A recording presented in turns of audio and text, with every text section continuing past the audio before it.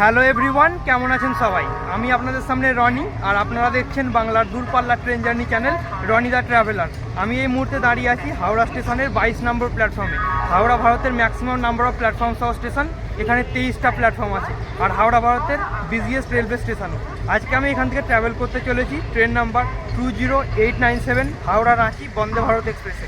এই ট্রেনটা হাওড়া স্টেশন থেকে সপ্তাহে 6 দিন দুপুর 3:45 ছেড়ে খড়গপুর, টাটানগর, পুরুলিয়া জংশন হয়ে রাত 10:50 রাঁচি পৌঁছায়। এই ট্রেনটাকে ইনাগুরেট করা হয়েছিল 2023 সালের 24শে সেপ্টেম্বর। তাহলে চলুন দেখা যাক আজকে প্রায় 5 মাস পরে কীরকম এই ট্রেনের পরিষেবা দিচ্ছে, মানে খাবার দাবার থেকে শুরু করে ক্লিনলিনেস, পাংচুয়ালিটি, স্টাফদের বিহেভিয়ার সব কিছু দেখবো, তার সাথে আপনাদেরও দেখাবো। এখন বাজে দুপুর 3টে, ট্রেন অলরেডি প্ল্যাটফর্মে দিয়ে দিয়েছে। ট্রেনের ইন্টেরিয়ার, আমার সিট সব কিছু আপনাদের দেখাবো।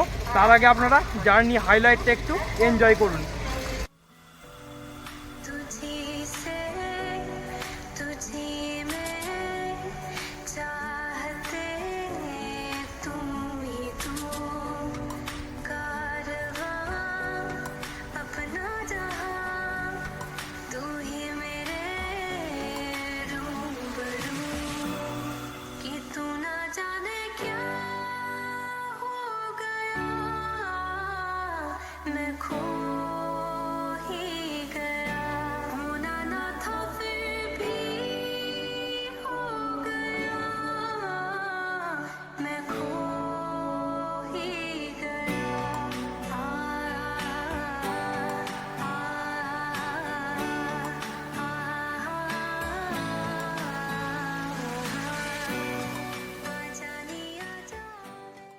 এসে গেছি ট্রেনের কাছে। এই ট্রেনের কোচ পজিশনের ব্যাপারে বললে, এই ট্রেনের সাথে আছে 7টা এসি চেয়ার কার আর একটা এক্সিকিউটিভ চেয়ার কার।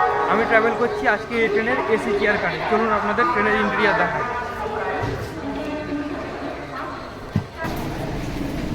কিছুটা এরকম বন্দে ভারতের এসি চেয়ার কারের ইন্টেরিয়ার। এদিকে দুটো, এদিকে 3টে 3x2 সিটিং অ্যারেঞ্জমেন্ট। সিটগুলো কিছুটা এরকম, বেশ কমফোর্টেবল সিট। সামনে একটা টেবিল মতো আছে খাবার খাওয়ার জন্য বা কিছু রাখার জন্য। সামনে ফুড রেস্ট আর চার্জিং সকেট এই ট্রেনে নিচে আছে। এখানে ইউএসবি চার্জিংয়েরও অপশান আছে, আর এমনি প্লাগ বুঝেও চার্জ করতে পারবেন। পাশে পরিষ্কার উইন্ডো আছে, বাইরের দৃশ্য উপভোগ করতে পারবেন। বেশ ভালো লাগলো বন্দে ভারতের ইন্টেরিয়ার। আর উপরের লাগেজ স্পেসটাও অনেক বড়, বড় বড় ট্রলি ব্যাগ, এমনি বড় বড় লাগেজ আপনি রাখতে পারবেন। এদিকে উপরে রিডিং ল্যাম্প দেওয়া আছে। কিছুটা এরকম বন্দে ভারতের এসি চেয়ার কারের ইন্টেরিয়ার। এই যে এটা আমার সিট 37 ওটা, এখানে বসেছি ঠিকই আছে। আজকে জানালার ধারে পড়েনি, জানালার ধারে সিট পড়লে উঠতে বারবার অসুবিধা হয়। এখন বাজে 3:05, 3:45-এ হাওড়া থেকে আমাদের ডিপারচার। আপনাদের সাথে কথা বলবো একেবারে হাওড়া থেকে ডিপারচারে।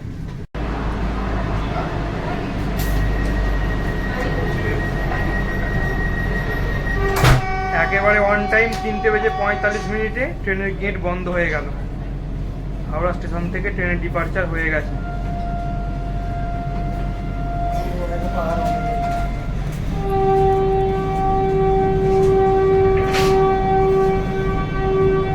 হাওড়া স্টেশনের 22 নম্বর প্ল্যাটফর্ম থেকে ছাড়লো train number 20897 Howrah Ranchi Vande Bharat express. আজকে বাইরে বেশ গরম আছে, রোদের তাপ বেশ ভালো। আমি বাইরে যখন ছিলাম ঘাম হচ্ছিল ভালো।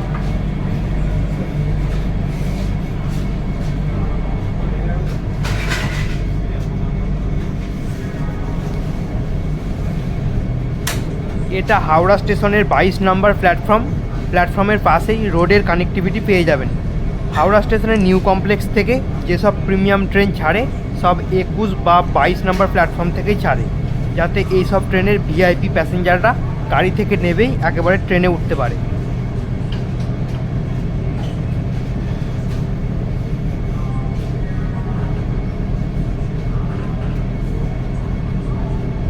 এখানে একটা ছোট দোকান আছে, জল, কোল্ড ড্রিঙ্কস, কেক, বিস্কুট এসব পাওয়া যায়। হাওড়া স্টেশনের ওল্ড কমপ্লেক্সের তুলনায় নিউ কমপ্লেক্স একটু ফাঁকা ফাঁকাই।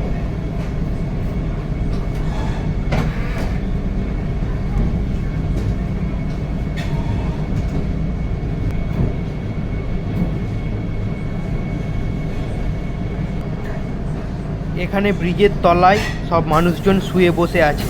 আজকে বাইরে বেশ ভালো রোদ আছে। এখানে হাওড়া মুম্বাই গীতাঞ্জলি এক্সপ্রেসের রেক দাঁড়িয়ে আছে। ট্রেনটা এইমাত্র মুম্বাই থেকে এসে দাঁড়িয়েছে এখানে।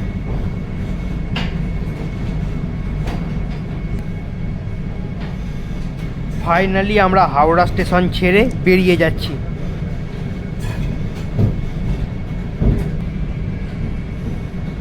সামনে কোনো একটা ট্রেনের রেক প্ল্যাটফর্মের দিকে নিয়ে যাওয়া হচ্ছে। এখান থেকে তো বোঝা যাচ্ছে না ওটা কোন ট্রেন।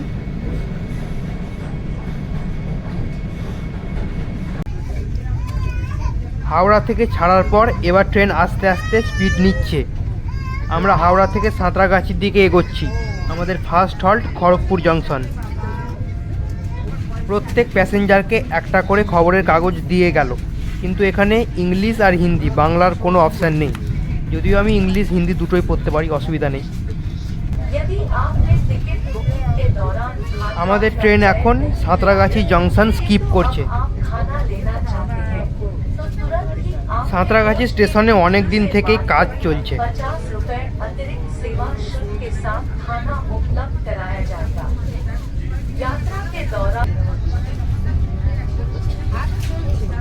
ট্রেন এবার বেশ জোরে চলছে।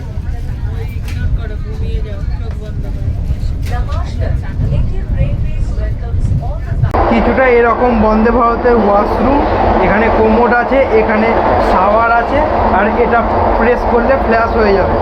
এদিকে একটা আয়না আছে, মোটামুটি পরিষ্কারই আছে। এখানে একটা বেসিন আছে, বেসিনটা বেশ নতুন ডিজাইনের, এটা প্রেস করলে জল পড়বে কিছুক্ষণ। এখানে লিকুইড সোপ আছে, আমি আর হাত দেবো না। আর এখানে যেটা সব থেকে মানে মজার বিষয়, হ্যান্ড ড্রায়ার আছে। যদিও কাজ করছে না এখন, হ্যান্ড ড্রায়ারটা কাজ করছে না। যাই হোক, মোটের উপর বাথরুমটা ভালোই বেশ।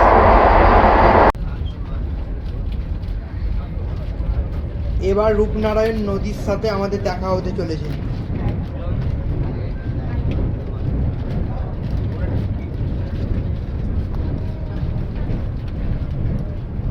সানসেট সানরাইজের সময় যে কোনো জলাশয়, নদী, পুকুর, হ্রদের সামনে দাঁড়ালে একটা অন্যরকম অনুভূতি আসে। এই সূর্যের লাল আভাটা যখন জলে পড়ে, সত্যি অসাধারণ লাগে।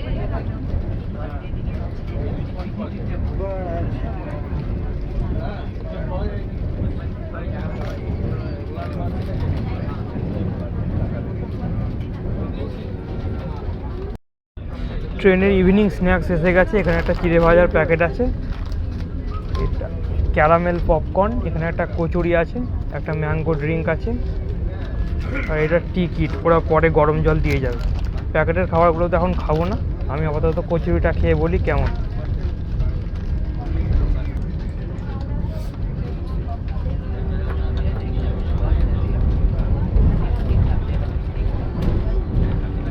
কচুরিটা খেতে বেশ ভালোই, কিন্তু একটু ঠান্ডা হয়ে গেছে, শক্ত হয়ে গেছে। সাথে একটা টমেটো কেচাপও দিয়েছে। আমি টমেটো কেচাপ সেরকম খাই না। গরম জলটা দিলে চাটা খাবো তখন। গরম জল এসে গেছে, এবার টিকিট দিয়ে চাটা বানিয়ে খাবো।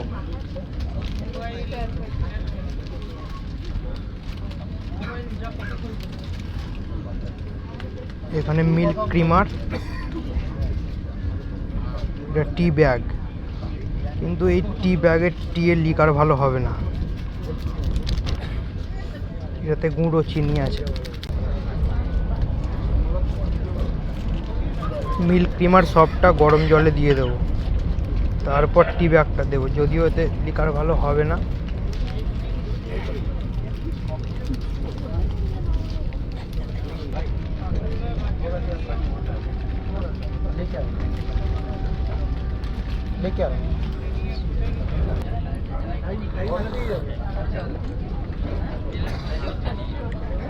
টিকিটের চা ভালো হয় না এরকমই খেতে, একেবারে জলের মতো। প্রিমিক্স নিলে ভালো হতো, আমি বুঝতে পারিনি আগে।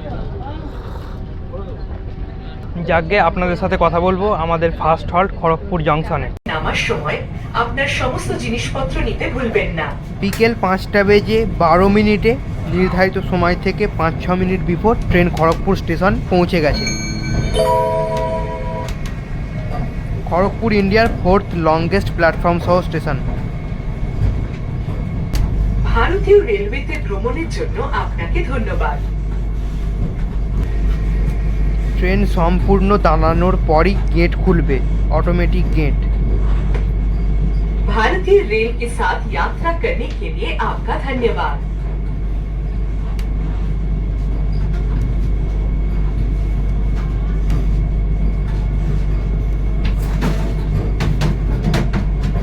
Thank you for traveling with Indian Railways.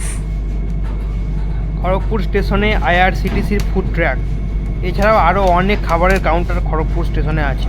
খাবার দাবারের দিক থেকে খড়গপুরে আপনাদের কোনো রকম অসুবিধা হবে না।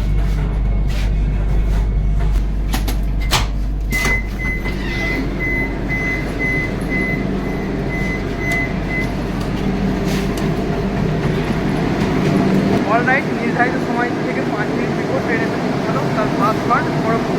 এখানে ট্রেনের 2 মিনিট হল্ট আছে। খড়গপুর থেকে ভুবনেশ্বর হয়ে সাউথের দিকে লাইন আলাদা হয়, আমরা এগোবো টাটানগরের দিকে, আর এখান থেকে একটা লাইন মেদিনীপুর হয়ে বাঁকুড়া জংশনের দিকেও গেছি। খড়গপুর সাউথ ইস্টার্ন রেলওয়ের একটা ডিভিশন, আর আইআইটি খড়গপুরের কথা তো আপনারা নিশ্চয়ই শুনেছেন। এখান থেকে ডিপার্চারের কথা বলবো। বেশ কিছুক্ষণ দাঁড়ানোর পর খড়গপুর থেকেও ট্রেন ছেড়ে দিয়েছে, আর খড়গপুর থেকে বেশ কয়েকজন প্যাসেঞ্জার ট্রেন বোর্ড করেছে।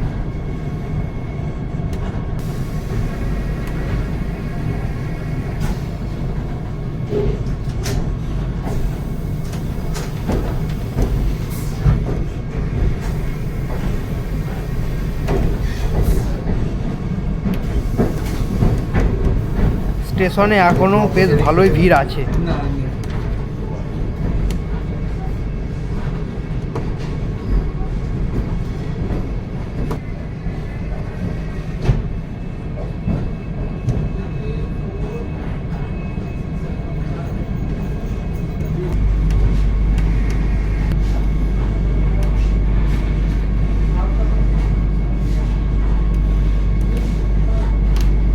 ফাইনালি খড়গপুর থেকেও ট্রেন বেরিয়ে যাচ্ছে, আর খড়গপুর থেকে যেতে যেতে সানসেট হয়ে গেছে, আর বেশিক্ষণ বাইরের দৃশ্য দেখা যাবে না, এবার অন্ধকার হয়ে যাবে।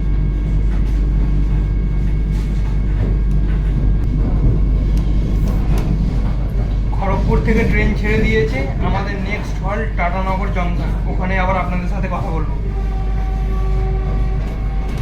খড়গপুর থেকে ট্রেন ছাড়ার পর স্পিডোমিটারের কাঁটা 130-তে অনেকক্ষণ ধরেই ফিক্সড। অলরাইট, নির্ধারিত সময় থেকে 5 মিনিট বিফোর আমাদের ট্রেন এসে পৌঁছালো টাটানগর জংশন। এখানে ট্রেনের 5 মিনিট হল্ট আছে, 5 মিনিট বিফোর এসেছে, মানে 10 মিনিট মধ্যে এখানে দাঁড়াবে। দেখা যাক এখান থেকে কখন ট্রেন ছাড়ে। আর টাটানগরকে জামশেদপুর নামেও ডাকা হয়। দেশের অন্যান্য শহরের তুলনায় এখানে অনেক বেশি ফ্যাক্টরি কোম্পানি রয়েছে, এখানে প্রচুর পরিমাণে স্টিলের প্রসেসিং করা হয়। বেশ কিছু বছর আগে এখানে সাকসি নামে একটা ছোট আদিবাসী গ্রাম ছিল। তারপর 1907 সালে টিসকো কোম্পানি প্রতিষ্ঠিত হওয়ার পর ধীরে ধীরে এখানে এত বড় শহর গড়ে ওঠে। এখানে ট্রেন কিছুক্ষণ দাঁড়াবে, তাড়াতাড়ি ট্রেনে উঠে পড়ে অটোমেটিক ডোর।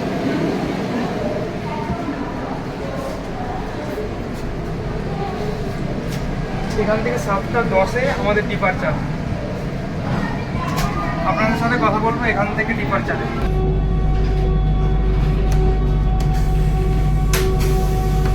দশ মিনিট দাঁড়ানোর পর টাটানগর থেকেও ট্রেন ছেড়ে দিয়েছে।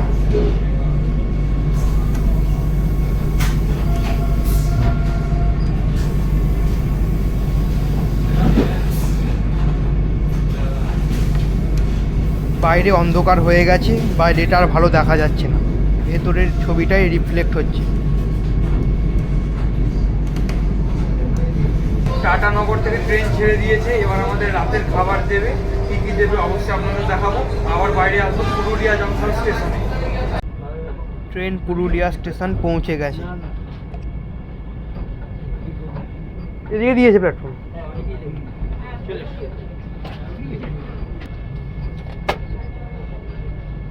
ট্রেন পুরুলিয়া স্টেশন 25 মিনিট লেটে এন্টার করছে।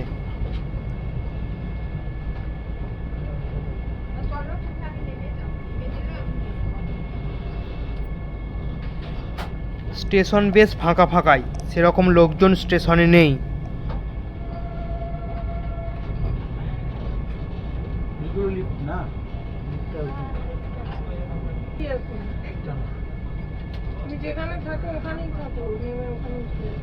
অলরাইট, নির্ধারিত সময় থেকে 25 মিনিট লেটে ট্রেন এসে পৌঁছালো পুরুলিয়া জাংশন। 25 মিনিট লেটে, মানে পাংচুয়ালিটির দিক থেকে একটুখানি মার খেয়ে গেল এখানে। ট্রেনটা ভালোই এসেছিলো, পুরুলিয়ার আউটারে ওই 20 মিনিট মতো দাঁড় করিয়ে রেখেছিল।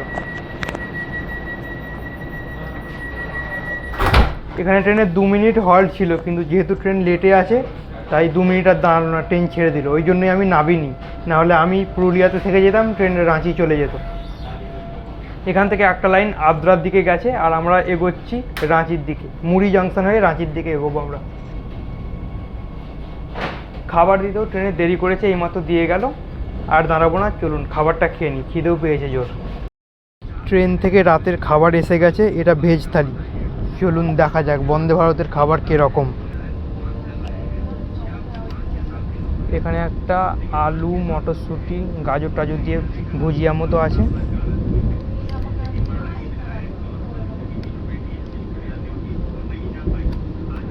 এটা ডাল, ধনেপাতা উপরে ভাসছে ডালের। খেয়ে দেখবো টেস্ট কেমন। ভারতীয় রেল পুরুলিয়া স্টেশন থেকে ওঠা সমস্ত আর এটা পনিরের তরকারি, যেহেতু আমি ভেজ অপশান চুজ করেছি তাই পনিরের তরকারি। নন ভেজের চিকেন দিত। আর এখানে ভাত থাকবে নিশ্চয়ই, আর এখানে দুটো পরোটা, আর সাথে একটা টক দই আর একটা আইসক্রিম আছে। এবার খেয়ে বলবো খাবারটা কেমন। আর একটা স্টেনলেস স্টিলের চামচও দিয়েছে। সাধারণত ট্রেনে কাঠের চামচই দেয়, এটা স্টেনলেস স্টিলের। প্রথমে ডালটা দেখবো কেমন, দেখে তো বেশ ঘনই মনে হচ্ছে। ডালটা খেয়ে দেখি কেমন খেতে।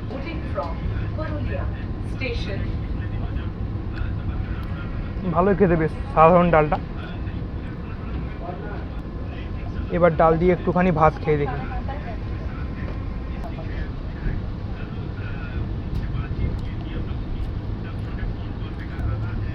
ভাতের চালটা কিন্তু খুব সুন্দর, জিরা রাইসও নয়, আর একটা একটা আসে সিদ্ধ হয়েছে ভালো। ভাতটা খুব সুন্দর হয়েছে, ট্রেনে সচরাচর এরকম ভাত হয় না। এবার পনিরের তরকারিটা পরোটা দিয়ে খেয়ে বলবো কেমন। ভারতীয় রেল আপনার শুভ ও স্বাচ্ছন্দ্যময় যাত্রা কামনা করে। भारतीय रेल आपकी सुखद एवं आरामदायक and comfortable journey। পনিরের তরকারিটা ভালোই খেতে, কিন্তু একটু নুন কম হয়েছে।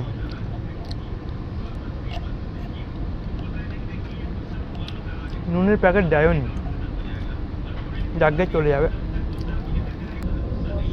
আর এই যে আলু দিয়ে ভুজিয়াটা দিয়েছে, এটা খেয়ে বলবো কেমন।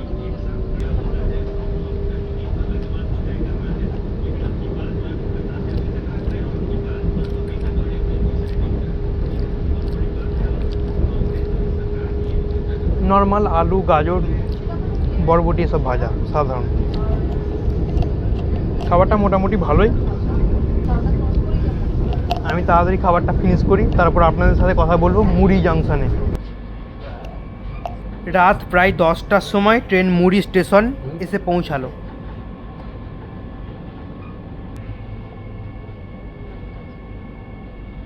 স্টেশন বেশ ফাঁকা ফাঁকা আর অন্ধকার।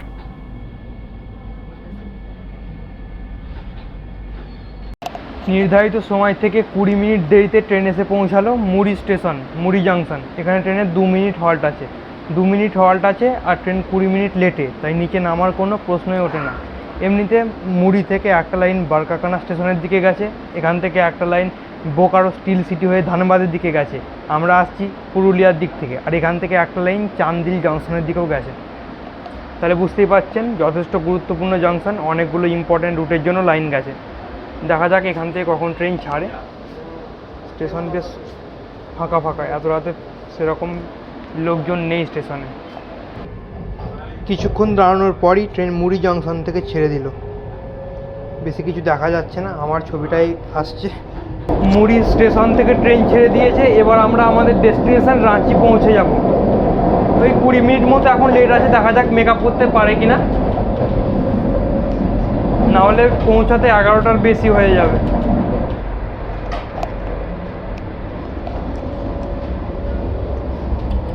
ভারতীয় রেল स्टेशन से आने वाले सभी यात्रियों का स्वागत करती है। ট্রেনটা ভালোই এসেছিলো, পুরুলিয়া স্টেশনের আগে কিছুক্ষণ দাঁড় করিয়ে দিয়েছিল বলে লেটটা হয়ে গেল। আর এমনিতে খাবারও বেশ ভালো ছিল, আর ট্রেনটা পরিষ্কার পরিচ্ছন্ন। এখন যদিও সবাই খাবার খেয়েছে বলে মেঝেটা একটু নোংরা আছে, নাহলে 2-3 বার ওরা পরিষ্কার করে যাচ্ছিল।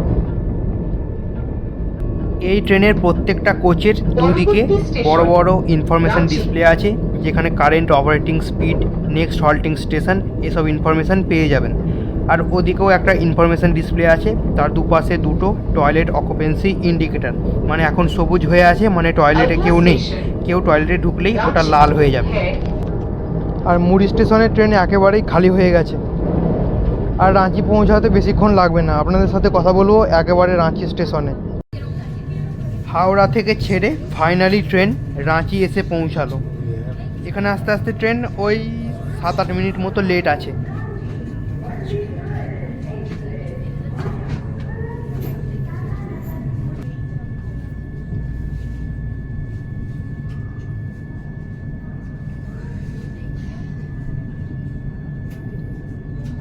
হাওড়া থেকে ছেড়ে 458 কিলোমিটার ডিস্টেন্স কভার করে ট্রেন এসে পৌঁছালো তার ডেস্টিনেশন রাঁচি জাংশন। এখানে আস্তে আস্তে ট্রেন 10 মিনিট মতো লেট করেছে, কিছুটা লেট মেকআপ করেছে। ভিডিওটা পুরোটা দেখার জন্য ধন্যবাদ। ভালো লাগলে একটা লাইক করবেন, আর যদি মনে হয় যে আমার ভিডিওতে কিছু মিসিং আছে তাহলে সেটা কমেন্টে জানাবেন, কিন্তু আপনার ফিডব্যাকটা অবশ্যই দেবেন।